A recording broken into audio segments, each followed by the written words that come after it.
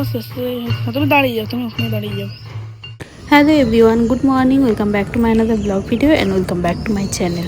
এখন আবারও সকাল সকাল উঠতে শুরু করেছি। তাড়াতাড়ি ঘুমোচ্ছি তো, তাই সকাল সকাল উঠে পড়েছি। আর সকালে উঠলে না ভীষণ কিন্তু ফ্রেশ লাগে নিজেকে। তোমরাও একবার ট্রাই করে দেখো, যারা যারা লেট করে ওঠো, দেখবে বেশ কিন্তু ভালো লাগে।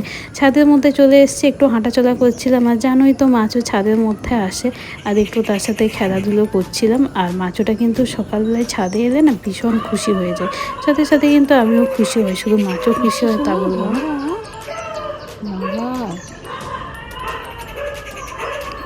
কি করে হবে? কাজও করতে হবে তো আমার মাকে।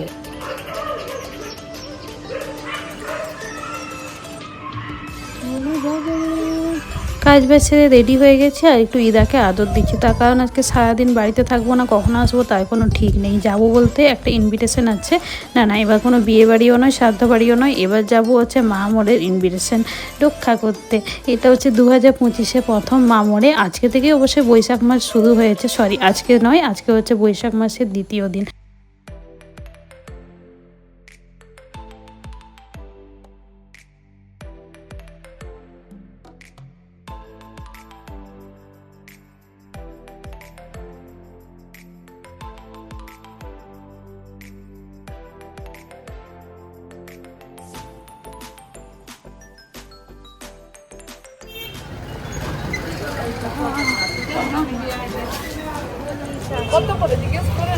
কত করে এগুলো? এটাতে দিয়ে দাও 10টা। হ্যাঁ হ্যাঁ হ্যাঁ, এটা 10টা। হ্যাঁ হ্যাঁ, অনেক রকম এই তো আছে তোমার মিষ্টি। হ্যাঁ সিঙ্গাড়া খাবো। সিঙ্গাড়া হয়নি, তুমি এসে নিতে পারো। কি বলে দই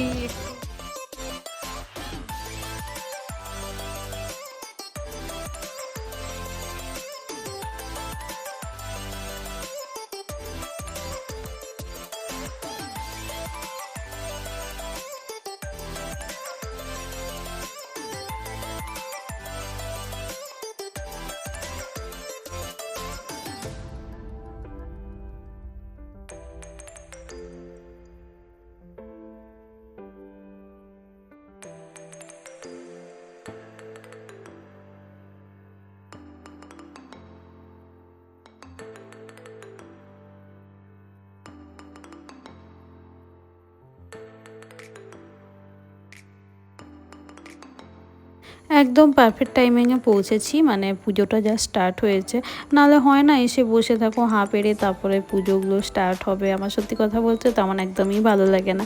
তো একদমই মনে হচ্ছে পারফেক্ট টাইমে ঢুকেছি। তো এখন জাস্ট হচ্ছে গাড়িটা কোনো একটা জায়গায় দাঁড় করিয়ে দেবো, আগে এই অনুষ্ঠানটা অ্যাটেন্ড করব, তারপরে কিন্তু হচ্ছে যেখানে আমাদের নিমন্ত্রণ পড়েছে সেই বাড়িতে যাব। কারণ এখন তো বাড়িতে কেউ নেই, সবাই চলে এসছে পুজোর এখানে।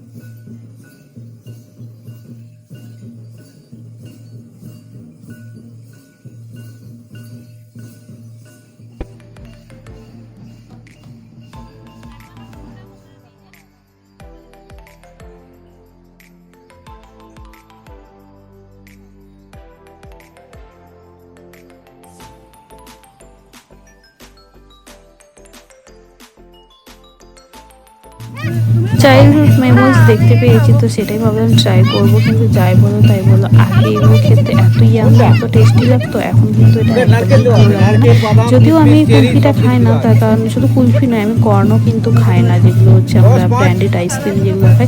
তার কারণ আমার এই বিস্কুটটা একদম ভালো লাগে না। আমরা নিয়েছিলাম পেপসি, কিন্তু পেপসিগুলোও না এখন আর সেই আগের টেস্ট নেই, শুধু বরফ দিয়ে ভর্তি। তো যাই হোক, এবার বলি আমরা কোথায় এসেছি। আমরা এসেছি বুলোগাড়া, যেটা হচ্ছে তোমার বিলপুর থেকে একটু ভেতর ভিতরে ঢুকতে হয়। আর এখানে হচ্ছে আমার নিজস্ব পিসি বাড়ি। সেই অনেক বছর আগে একবার এসেছিলাম, আর এটা নিয়ে আমার সেকেন্ড টাইম।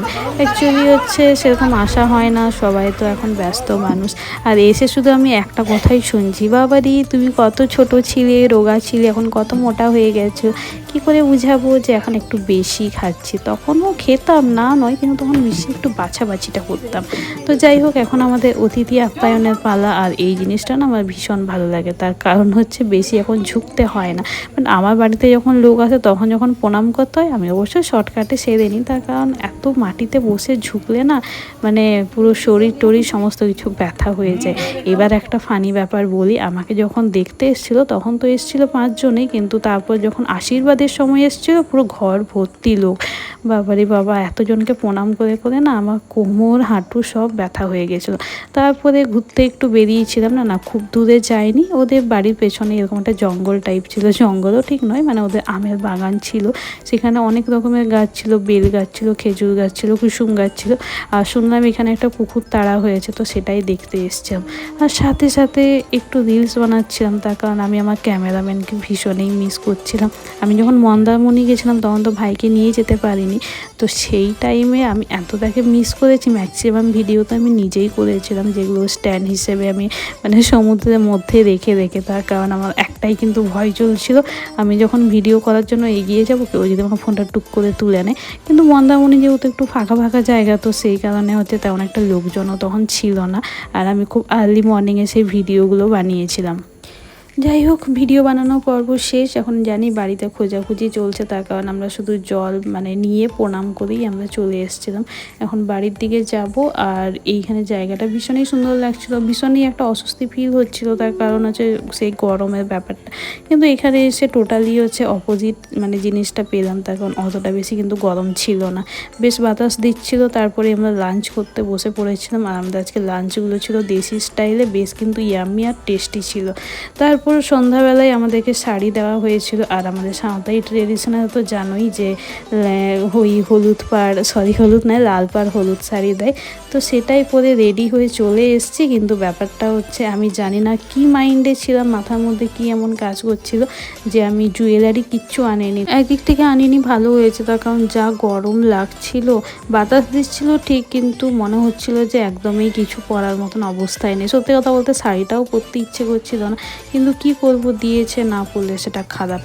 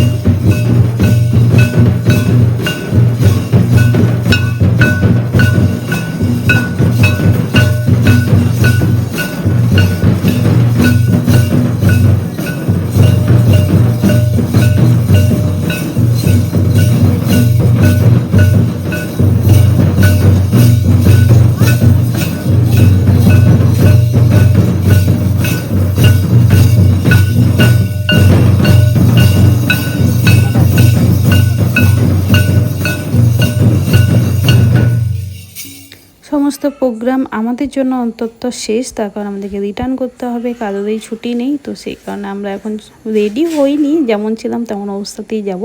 গাড়ি থাকার কিন্তু না এটা একটা বড় ফায়দা, তার কারণ হচ্ছে তুমি যা খুশি পরে যেখানে সেখানে তুমি যেতে পারো। তো যাই হোক, এখন সবাইকে টাটা বাই বাই বলে বেরিয়ে যাব। আর গোলু তো বাড়ি যাওয়ার জন্য একদম অস্থির, সে নিজের থেকে ব্যাগগুলো বের করে আনছে। অ্যাকচুয়ালি কি হয়, আমরা যখন কারো মানে বাড়ি যাই তারা আমাদের ব্যাগগুলো বের করে দেয়, কিন্তু গোলু নিজের থেকে ব্যাগগুলো নিয়ে এসে সব প্যাকিং করে দিয়েছে। তারপর আর কি, চলো এখন আমাদের বাড়ি ফিরে যাওয়া পালা। আর রাস্তায় যেতে যেতে আমি যে ঘুমোবো না সেটা তো একদমই নয়, তার কারণ আমার ভীষণই ঘুম পাচ্ছে। এখানে বাড়ির মধ্যে সেরকম একটা নেটওয়ার্ক চলছিল না, তো সেই কারণে সারা দুপুর ঘুমিয়েছি, তাও যেন ঘুমটা এখনও কাটেনি। আর এই কটা দিন সত্যি কথা বলতে ভীষণই ঘুমোচ্ছি, ঘুমিয়ে আরও যেন বেশি মোটা হয়ে যাচ্ছি। আচ্ছা, আমাকে কেউ একটু টিপস বলো দেখি, যে ডায়েট ছাড়া তারপরে কষ্ট ছাড়া কি রোগা হওয়া যায়? আমার কিন্তু ভীষণই রোগা হওয়ার ইচ্ছা, কিন্তু একদমই পাচ্ছি না। আর তার উপরে খাওয়া, সেটা তো একদমই কন্ট্রোল করতে পারছি না। তো যাই হোক, চলো আজকের মতন এতটুকু নিয়ে টাটা। আশা করি ভিডিওটি ভালো লেগে থাকবে। তো বাই, দেখা হচ্ছে অ্যানাদার কোনো ব্লগে।